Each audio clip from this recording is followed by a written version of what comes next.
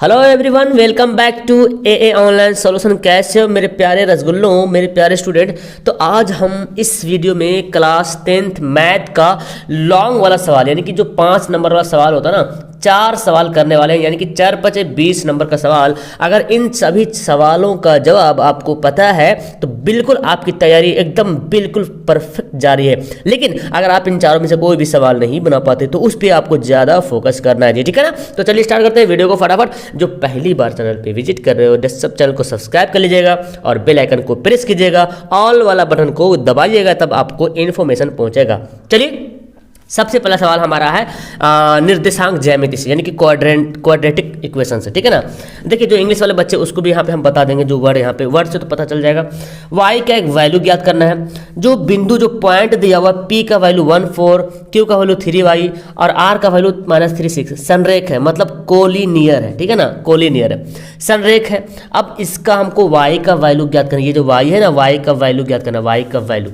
चलिए, तो कैसे निकालते हैं y का वैल्यू निकालने के लिए मुझे पहले तो यहाँ पे करना पड़ेगा हल यहाँ पे लिखना पड़ेगा, सॉल्यूशन करना पड़ेगा।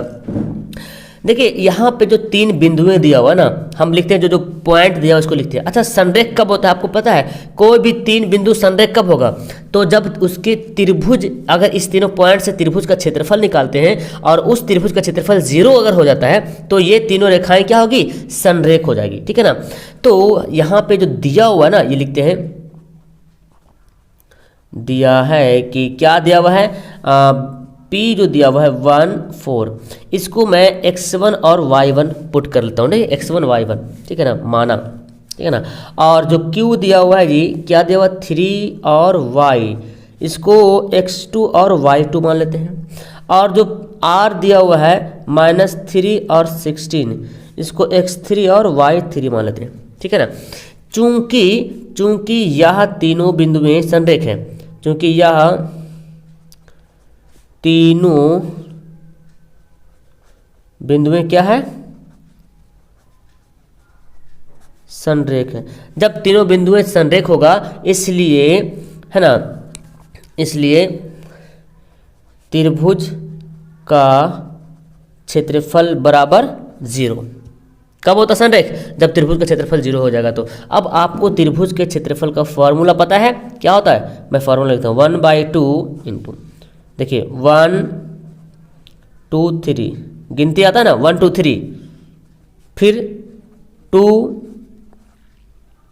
3 1, फिर 3 1 2, ठीक है। ये है, इतना फार्मूला है। देखिए 1 x1 x2 x3, तो इसको पढ़ेंगे 1 2 3 2 3 1 3 1 2। 3 सांस में तो आराम से गाना कैसे याद करते हैं, वैसे इसको याद कर लीजिएगा, 1 2 3 2 3 1 3 1 2। यहाँ पे याद कीजिएगा, यहाँ पे माइनस होगा, ठीक है ना, यहाँ पे माइनस होगा। अब वैल्यू पुट करते हैं, 1/2 है। x1 कितना है, ध्यान से बैठाएंगे, x1 पहले हम वैल्यू पुट करें एकदम हिसाब से। x1 का वैल्यू कितना है, 1 है, तो यहाँ पे लिखेंगे 1। y2 का वैल्यू कितना, y2 का वैल्यू y है। y3 का वैल्यू कितना है, 16 है, हो गया, प्लस x2 यहाँ पे है, इसका वैल्यू कितना, 3 है। y3 का वैल्यू 16 है। y1 का वैल्यू है 4, हो गया। फिर x3 का वैल्यू कितना, -3, और यहाँ पे क्या है, प्लस, तो हम यहाँ पे माइनस ऐसे लिख देते हैं, -3। y1 कितना है, y1 है 4, देखिए y1 कितना है, 4 है। y2 कितना है जी, y2 है y = 0 हो गया, ठीक है। अब हमको इसका हल कर लेना है आराम से। 1/2, देखिए 1 को इससे मल्टीप्लाई कीजिए तो यही ना आएगा, y -16 ही रहेगा। चलिए, देखिए 16 में से 4 घटे कितना होगा, 12, है ना, 12 × 16 होता है, 12 या 36, ठीक है।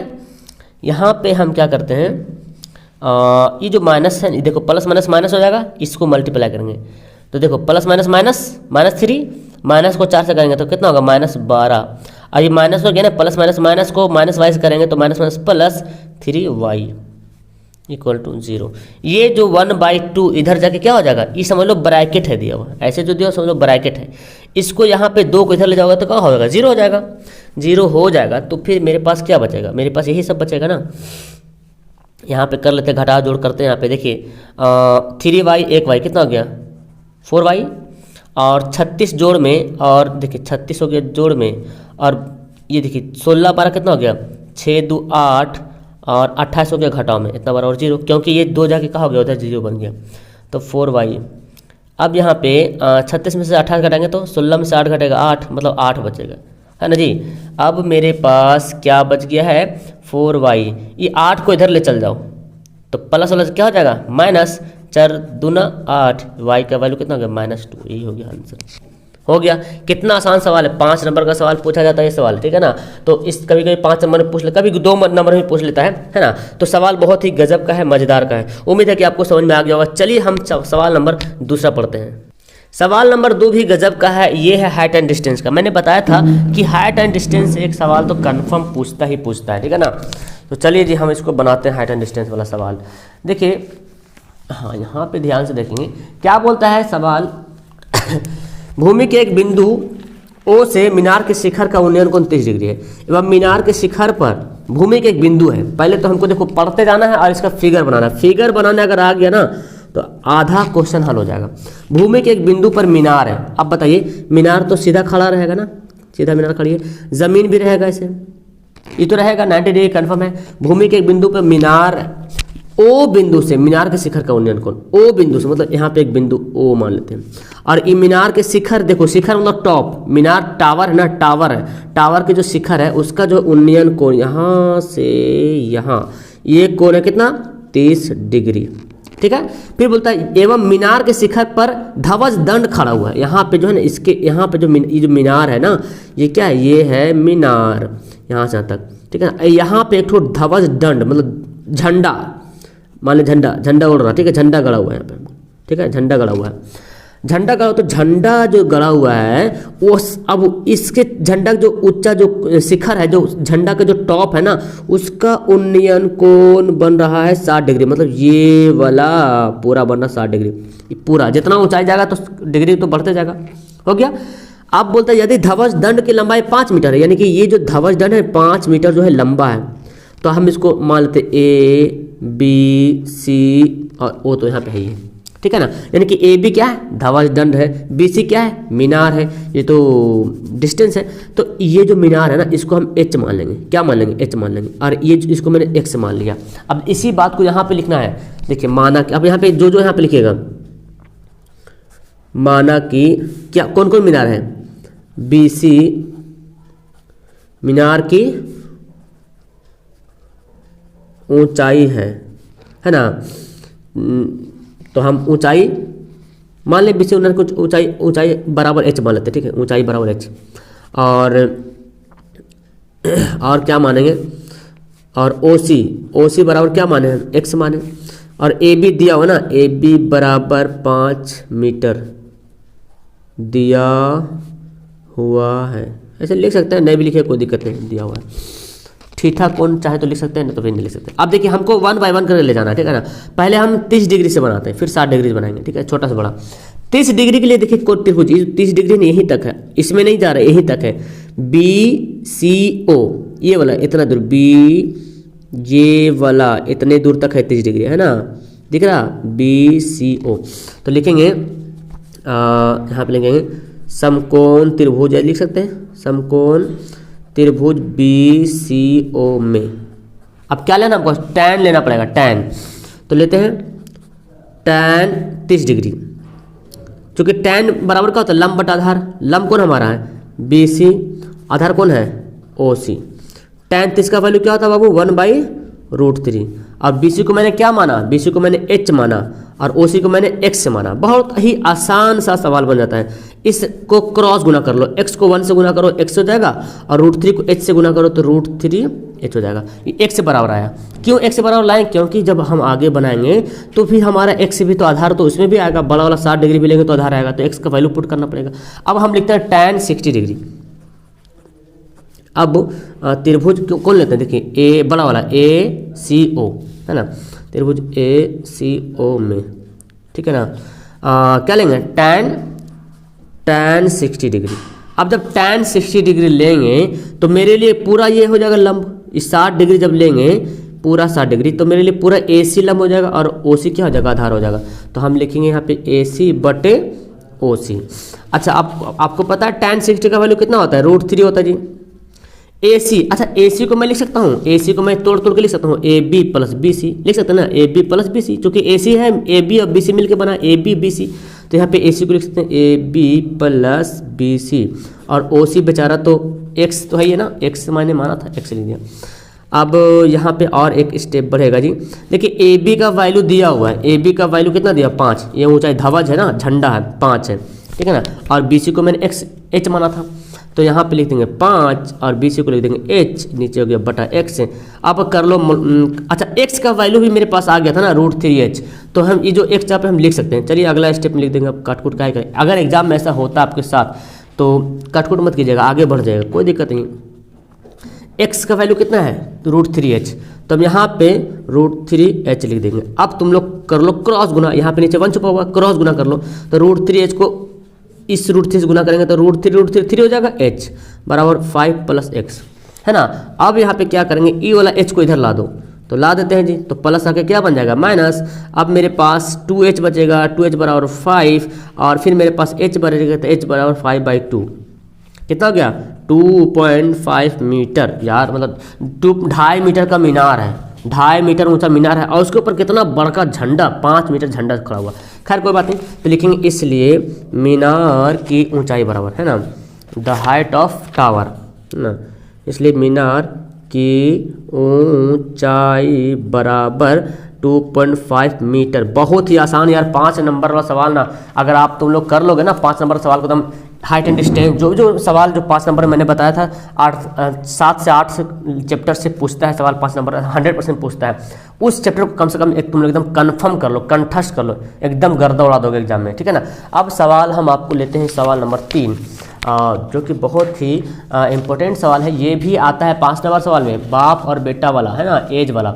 चलिए बनाते हैं इसको, देखिए जी क्या बोला गया, पिता है और उसके पुत्र है, मतलब एक बाप है एक बेटा है, उन दोनों का जो एज है, जो आयु है, उसका सम योग जो है, जोड़ जो है 45 साल है, और 5 वर्ष पूर्व मतलब 5 साल पहले उसकी जो आयु थी, उसकी जो उम्र है, उम्र जो है उनका गुणनफल, उम्र का जो मल्टीप्लाई करेंगे ना तो 124 आता है। तो वर्तमान आयु ज्ञात करना, तो वर्तमान आयु तो हमको निकालना पड़ेगा इसका, है ना। चलिए निकालते हैं, तो मुझे यहाँ पे क्या करना पड़ेगा, मानना पड़ेगा, मान लेंगे पिता की आयु और पुत्र की आयु, तो यहाँ पे लिखते हैं माना कि पिता की वर्तमान आयु, है ना, वर्तमान, चूंकि वर्तमान आयु पूछ रहा, वर्तमान आयु मतलब उम्र बराबर X वर्ष, हो सकता है कुछ साल होगा ना, कुछ साल तो होगा पिता का, हमको पता नहीं, लेकिन निकालेंगे कितना साल होगा। फिर तथा जब पिता का मान ले तो पुत्र हो जाएगा, तो पुत्र की वर्तमान आयु बराबर क्या हो जाएगा, Y वर्ष मान लेते हैं। अब देखिए सवाल में आगे देखिए टिप एक आता है क्या, 5 साल पहले, पढ़ लीजिएगा सवाल को पहले, 5 साल पहले 5 साल बाद रहेगा, तो उसको यहीं पे लिख लेंगे समीकरण, ठीक है ना। तो 5 साल पहले उस बात को भी लिखते हैं, 5 वर्ष पूर्व मतलब पहले, है ना, 5 वर्ष पूर्व पिता की आयु, 5 वर्ष से पूर्व पिता की आयु क्या होगा बोलो, अभी वर्तमान में X से मैंने माना, तो 5 साल पहले 5 साल घट जाएगा, X माइनस 5 वर्ष हो जाएगा, है ना जी। और 5 वर्ष पूर्व पुत्र की आयु, तो पुत्र की भी आयु 5 साल घट जाएगा, जब पिता 5 साल माइनस जाएगा तो पुत्र भी चल जाएगा -5 साल, हो गया। इतनी बात को लिखना है। अगर सवाल में 5 साल बाद भी दे रहे हैं तो 5 साल बाद का भी इक्वेशन यहीं पे लिखना है, 5 साल बाद रहेगा तो X प्लस हो जाएगा। अब यहाँ पे हम लिखेंगे प्रश्न से, है ना, प्रश्न से या प्रश्नानुसार। अब यहाँ से हमको बनाना है, सवाल क्या बोलता है, पिता तथा उसके पुत्र की आयु का योग 45 वर्ष है। पहला इक्वेशन यहाँ पे बनेगा कि पिता का उम्र X है, पुत्र की उम्र Y है, इन दोनों का जोड़ कितना है 45 वर्ष है। पहला समीकरण हमारे पास आ गया है, ठीक है ना। तथा अब दूसरा समीकरण क्या बोलता है, समीकरण इसको बोलते हैं फर्स्ट। दूसरा समीकरण क्या बोलता है, 5 वर्ष पहले पूर्व उनकी आयु, किनकी आयु, अरे पिता के बारे में बोल रहा, उनकी रिस्पेक्ट से करा ना, रिस्पेक्ट इज्जत बोल रहा, उनकी मतलब पिता के बारे में बोल रहा, उनकी आयु का गुणनफल मतलब उन लोगों का, इसका पुत्र पिता दोनों का गुणनफल, तो गुना कर देंगे। 5 वर्ष पहले पिता की आयु कितना X-5 है, और 5 वर्ष पहले पुत्र की भी आयु बोल, उनकी आयु का गुणनफल, तो गुणनफल किससे कीजिएगा, यही दोनों बाप बेटा से गुणा कीजिएगा ना। तो y माइनस 5 गुणनफल कर दें, गुणन कर दें, कितना है 124 वर्ष है समीकरण सेकंड। अब इसको अगर आप गुना वगैरह करते हैं तो ज़्यादा लेंदी हो जाएगा ना, इसलिए हमको क्या करना, इसको प्रतिस्थापन विधि बनाया आप है उसी से बना लेते हैं, ठीक है ना। तो हम यहाँ पे लिखते हैं समीकरण फर्स्ट से, है ना। चलिए लिखते हैं क्या, समीकरण फर्स्ट से। समीकरण फर्स्ट हमारा क्या है, देखिए फर्स्ट का वैल्यू क्या, x प्लस वाई बराबर 45। यहाँ पे हम ना क्या करते हैं, y का वैल्यू निकाल लेते हैं। तो जब y का वैल्यू निकालेंगे तो x कहाँ चल जाएगा, माइनस में, प्लस जाके क्या बनता है, माइनस में हो गया। अब यही वाला वैल्यू समीकरण सेकंड में पुट कर देंगे, तो लिखते हैं y का मान समीकरण सेकंड में रखने पर या डालने पर, जो भी लिख सकते हैं, ठीक है। सेकंड कौन हमारा है, x माइनस 5, थोड़ा सा लॉन्ग बन सकता है, y माइनस 5 बराबर 124। अब जो यहाँ पे y है, y का वैल्यू 45 माइनस 1 से डाल देना यहाँ पे है। चलिए तो मुझे यहाँ पे लिख देना है x माइनस 5 हो गया, और y का वैल्यू कितना है, अभी y का वैल्यू मैं लिख रहा हूँ 45 माइनस x, 45 माइनस x, और पहले से 5 है, ये 5 जो है पहले से है, ठीक है ना। तो ये कितना 124 हो गया। अब यहाँ पे x माइनस 5 तो ऐसे रहने दो, 45 में से 5 घट जाएगा तो कितना बचेगा, 40 माइनस x बराबर 124। अब थोड़ा सा मल्टीप्लाई करेंगे तो मज़ा आ जाएगा। देखिए अब करेंगे इसको क्या, गुना कर देंगे, तो गुना कर लेते हैं जी। 40 को x से गुना कीजिएगा क्या हो जाएगा, 40x हो जाएगा, प्लस माइनस माइनस x को x कीजिएगा तो क्या होगा, x स्क्वायर हो जाएगा, माइनस प्लस माइनस 5 को 40 कीजिएगा तो 4 पचे 20 यानी कि 200 हो जाएगा जी, और माइनस माइनस प्लस 5 को करेंगे x तो क्या होगा, 5x हो जाएगा बराबर 124। अब इसको हल करना तो आता ही आपको है, आपको मैं हल करके दिखा रहा हूँ। तो यहाँ पे क्या करेंगे, हम सबको उधर भेज दो, नहीं होता एकदम सबको उधर, सबको भेज दो नदी पार, ये माइनस जाके किधर चल जाएगा, इधर चल जाएगा, सबको उधर भेज दो। चूँकि हमको माइनस ना, ये जो x स्क्वायर माइनस को प्लस बनाना है, तो इसको उधर भेजेंगे तो ये माइनस जाके क्या बन जाएगा, प्लस। लिखेंगे इधर ही, लेकिन जब साइन चेंज होगा मतलब उधर चला गया, समझे, मतलब जादू हो रहा है, समझो। ये माइनस उधर, अगर इसको हम प्लस में लिख देंगे मतलब उधर चला गया, तो ये जितना जाएगा ना बराबर की साइड सबका साइन बदल जाएगा, और इसको इधर लाएंगे तो साइन बदल जाएगा। लिखने से मतलब नहीं कि कहाँ पे लिख रहे हैं, बस मान लो कि उधर चला गया, ठीक है ना। तो एक्स स्क्वायर उधर गया तो क्या हो जाएगा, प्लस में हो जाएगा एक्स स्क्वायर, सबको उधर ले जाएंगे। देखो 40x अब 50x, 40 और x अब 5x, कितना हो गया, 45x हो गया। तो 45x जोड़ में उधर जाके क्या हो जाएगा, घटाव हो जाएगा 45x, और ये 200 माइनस में उधर जाके क्या हो जाएगा, प्लस 200, और 24 को 124 को इधर लाओ, इसको क्या करोगे, 124 को इधर लाओ, है ना। तो ये तो पहले, सॉरी, ये तो उधर है ही था, इन सबको उधर उठा के ले गए, इन सबको उठा के इधर ले चलाए, तो ये पूरा क्या हो गया, इस सबका बदल गया, निशान बदल गया, लिखे यहाँ पे उससे मतलब नहीं है, इन सबको उठा के इधर ले चलाए, ठीक है ना। ये तो इधर पहले से था, 124 जो है 124 पहले से था, है ना, तो 124 लिख देते हैं यहाँ पे बराबर 0। अब इधर क्या बचा, 0 बचा, तो बस यहाँ पे लिखे खाली। अब देखो यहाँ पे एक्स स्क्वायर माइनस 45x से इसको जोड़ दो, कितना हो जाएगा, 324। अब ना यहाँ पे तुम गुणनखंड कर लेना, गुणनखंड मैं बताता हूँ कैसे करेंगे। गुणनखंड का इसका है ये टूटेगा, आपको गुणनखंड कैसे करेंगे सर, 324 को 1 से मल्टीप्लाई कीजिएगा ना, तो पता है क्या होगा, ये ना 324 को गुना कीजिएगा, ऐसे कर लीजिएगा, 2 से काटेंगे, 2 कम 2, 2 छक 12, 2 2 ना 4, 2 8 16, 2 कम 2, 3 3 9 27 3 81, है ना, 9 3 27 और 3 3 9। देखिए इसको हम 2 ग्रुप बनाएंगे, इसको 2 ग्रुप बनाएंगे, हम इसे दे दो 2 3 6, ऐसे 2 3 6 करते हैं, और 3 2 6, 6 3 18, 18 18 3 54, और 54 6 कितना, 54 में से 6 घटाएंगे तो, है ना जी, देखो 3 3 9, 9 3 27, 27 2 54, और 3 2 6, 54 में से आप जब 6 को माइनस कीजिएगा तो आएगा, नहीं ये तो नहीं आएगा, तो इसको कुछ और दूसरा नियम, हाँ इसको 36 नंबर होगा ना, 3 2 2 4, 4 3 12, 12 3 36, देखिए 2 2 4, 4 3 12, 12 3 36 हो गया, और 3 3 9, 36 और 9 जोड़ेंगे तो 9 6 15 45, जोड़ देते हैं, तो लिखते हैं x square minus 36x minus 9x plus 324 हो गया। अब फटाफट जल्दी से कॉमन ले लेते हैं जी, तो इन दोनों को कॉमन लेंगे कितना होगा, x कॉमन हो जाएगा, तो x से माइनस 36 बचेगा, यहाँ पे क्या 9 कॉमन हो जाएगा, तो x से माइनस बचेगा, यहाँ पे 36 हो जाएगा, ठीक है ना, बराबर।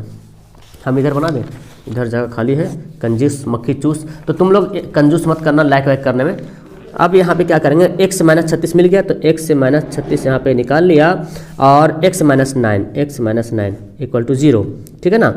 तो अब मुझे क्या करना है, सिंपल सी बात है ना, x माइनस 36 बराबर 0 तो x बराबर 36 और अच्छा तथा x माइनस 9 बराबर 0 तो x बराबर क्या हो गया 9 प्लस में।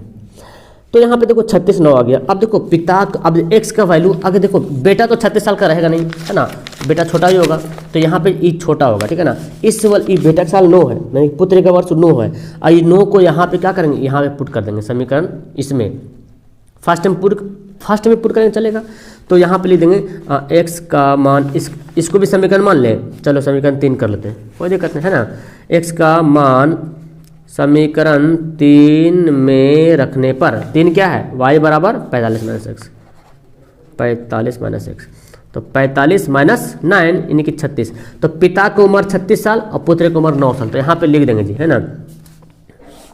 इसलिए पिता की आयु बराबर x बराबर 36 वर्ष हो गया और पुत्र की आयु बराबर y यानी कि कितना 9 वर्ष हो गया। ये है आपका राइट आंसर। इतना बनाइएगा तब मिलेगा आपको 5 नंबर मिलेगा। क्लियर है, समझ में आया सबको? बहुत ही आसान और गजब का सवाल। एक सवाल और बनाना है, ये सवाल है। इस सवाल में तो अक्सर बंदे का फेफड़े फूल जाता है, मतलब है कुछ नहीं लेकिन अपने माइंड को ना समझा रखा है, भाई साहब ये सवाल मुझसे तो नहीं बन पाएगा, है बहुत आसान। चलिए बनाते हैं। देखिए क्या करेंगे हम, यहाँ पे एक मोटर बोट है जिसकी स्थित जल में चाल दिया हुआ है, 24 किलोमीटर धारा के प्रतिकूल मतलब धारा का उल्टा, डाउन स्ट्रीम जिसको बोलते हैं, है ना। और वही धारा के अगर अनुकूल जाएगा, मतलब और अप धारा के साथ साथ, तो 1 घंटा अधिक लगता है। तो बोलता है क्या, धारा के चाल। तो धारा के चाल मान लेते हैं ना, माना कि धारा की चाल बराबर x किलोमीटर प्रति घंटा मान लेते हैं, मानने में क्या जाता है ना। और यहाँ पे देखो जल की चाल मतलब क्या है, वोट की चाल दिया हुआ है ना, नाव की चाल है, वोट मतलब ना, है ना, वोट मतलब नाव होता है, वोट की चाल दिया हुआ है कितना, 18 किलोमीटर प्रति घंटा। अब आप मुझे बताइए, अगर प्रतिकूल और अनुकूल को पहले यहाँ पे लिख लेते हैं इक्वेशन, है ना।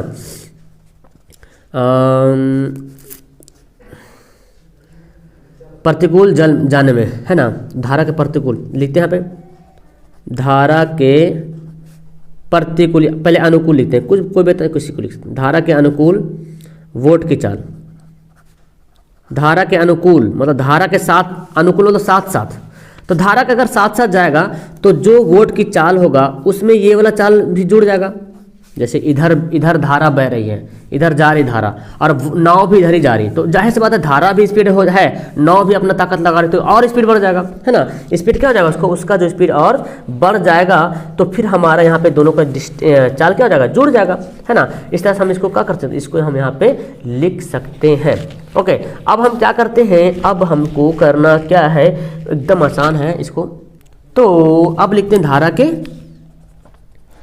धारा के प्रतिकूल का मतलब वो उल्टा, है ना, प्रतिकूल वोट की चाल, वोट मतलब नाव, मतलब धारा ऐसे जा रही है और नाव ऐसे आ रही है, तो धारा भी अपना ढकेलेगी, नाव भी ढकेलेगा, तो नाव की चाल कम जाएगा ना।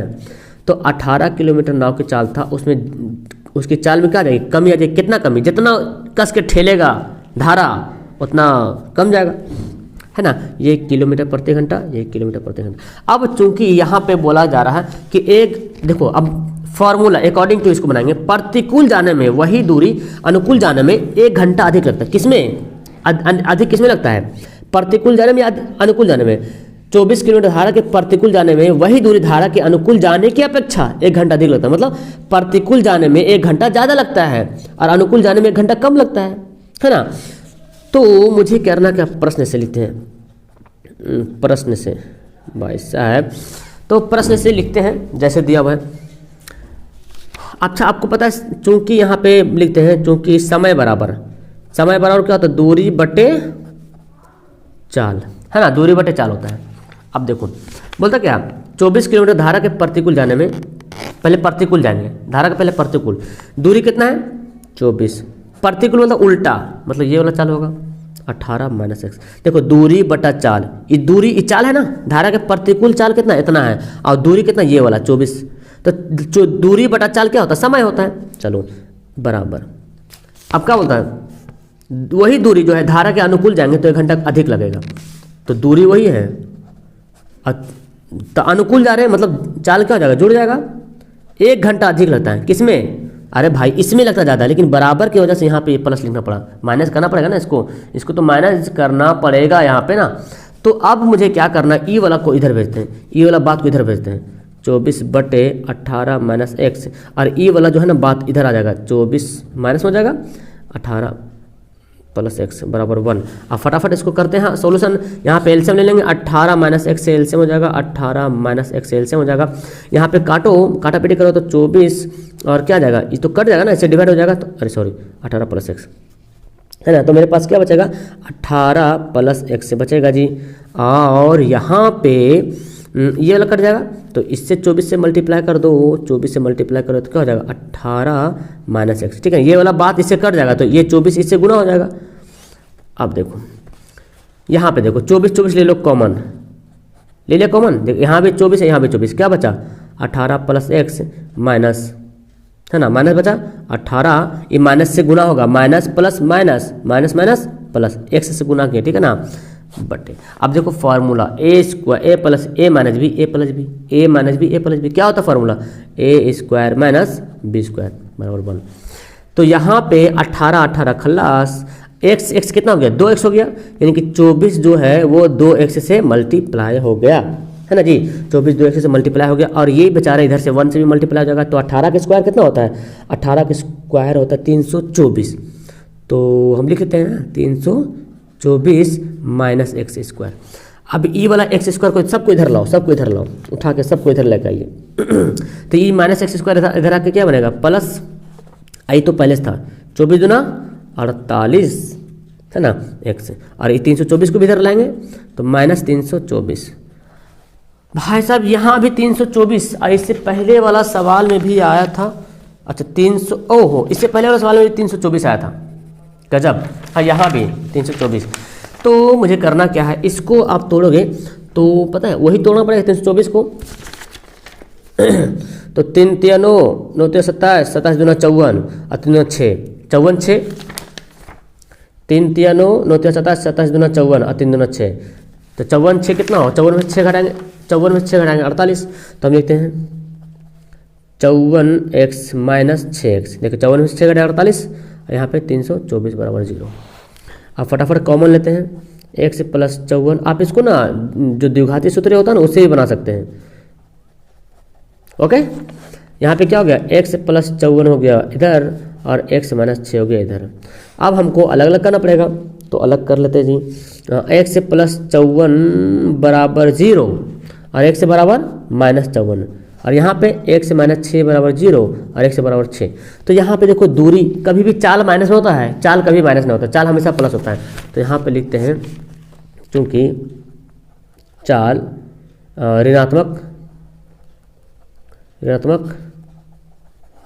नहीं होती है, इसलिए धारा की चाल बराबर, मैंने क्या माना था x, और ये आगे 6 किलोमीटर प्रति घंटा, ठीक है। तो हमारा यहाँ पे 5 सवाल हो गए क्लियर।